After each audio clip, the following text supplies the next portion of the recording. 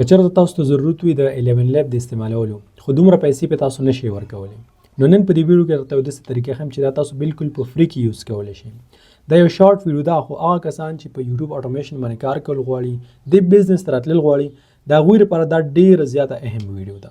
نو دغه 11 لیب چې تاسو په سکرین باندې ښکاري دا د دې دپاره چې کله تاسو وایس اوور کوئ د انګلیش په خپله ویډیو باندې ته ورسره خبرې کول نه غواړې او ته غواړې چې ستا په ذریعه AI خبرې وکړي نو بیا په دې کې مختلف قسم پلانز دي لکه دا دی په لومبنۍ میاشت کې به درنه $11 والي بیا به درنه هره میاشت $2 کټ کوي خو که چېرته کار دې زیات شي یعنې مطلب داسې خاص کار په دې باندې نه کېږي بیا ته مجبوره یې ستا ضرورت دې ته راځي $99 به د میاشتې ورکوي خو چې کله ستا پیسې ګټل شروع شوي نه وي نو $99 $11 خو پرېږده څوک پې $15 هم نشي ورکولی.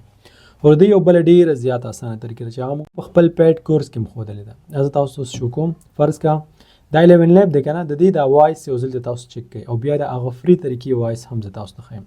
Did you know that in a room of just 23 people, there's a 50% chance that 2 of them share the same birthday? دا تاسو واورېدو اوس درته د فری طریقه هم ښیم. د فری طریقه اوس وخت کې چیټ جی پی ټي چې کوم ده دا دومره ایډوانس شوې ده مخکې تللې ده چې په دې باندې تاسو دغه د 11 لیب چې تاسو نه ډالر اخلي هغه کار به تاسو بالکل فری کولی شئ. ګوره هماغه جمله ده او چې چیټ جی پی ټي څنګه وایي دلته به تاسو راشئ د وایس ته او دا به تاسو پلی کوئ. Did you know that in a room of just 23 people, there's a 50% chance that 2 of them share the same birthday? Sounds crazy, right? This is called the birthday paradox. تاسو کتو ډیر زیات زبردست وایس اوور دی بل که تاسو د دې سیټینګ ته راشئ دلته نو دغه وایس دا تاسو بدلولی هم شئ. که تاسو غواړئ چې تاسو وایس اوور د یو فیمیل وکړي نو تاسو دې کې مختلف قسم آپشنز دي تاسو سره دا اواز تاسو بدلولی شئ د سیټینګ نه. نو په دې طریقه باندې که تاسو وایس اوور کول غواړئ که نه دا آپشن به خپل ټیکسټ ته ورکړي بیا دلته دغه ورکوټ نشان چې دی د سپیکر لولو به تاسو سکرین ریکارډینګ آن کړئ او دغه وایس اوور چې کوم دی دا چې څه وایي هغه تاسو ریکارډ کړئ بیا په ایډیټینګ کې به خپلې ویډیو سره هغه تاسو پرېږدئ. که خبره د مونیټایز کولو راشي نو دا 100% مونیټایز کېږي. دلته به زه تاسو ته یو بل ټریک درکوم چې یوټیوب د دې AI په باره کې څه وایي.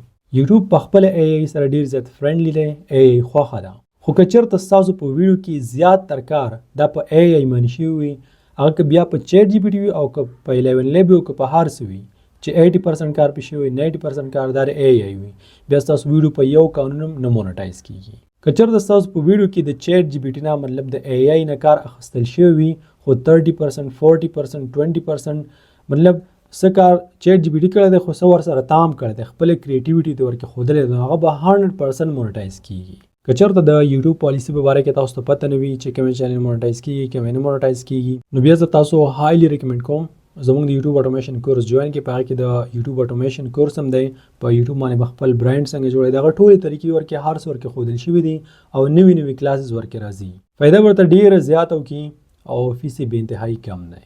انشاءالله ستاسو یو پیسه هم نه ضایع کېږي په دې فیصله باندې به تاسو همیشه خوشحاله یئ.